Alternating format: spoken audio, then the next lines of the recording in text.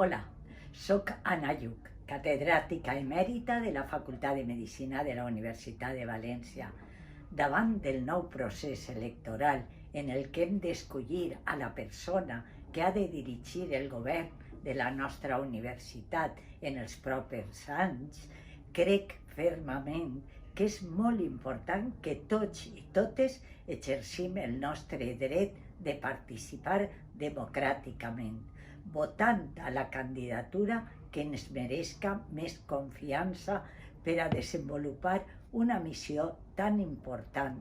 tant per la seva enorme repercussió en el món acadèmic com també per la seva gran repercussió en el conjunt de la nostra societat, encara que siga una candidatura única, tenim que anar a votar. El meu vot, sense cap de dubte, va ser per a Mavi Mestre, per una sèrie de raons que volia destacar. En primer lloc, perquè ha exercit el seu càrrec de rectora amb una dedicació total i amb una sensibilitat exquisita, sempre disposada a escoltar i a implicar-se en la búsqueda de solucions dels problemes que anaven sortint.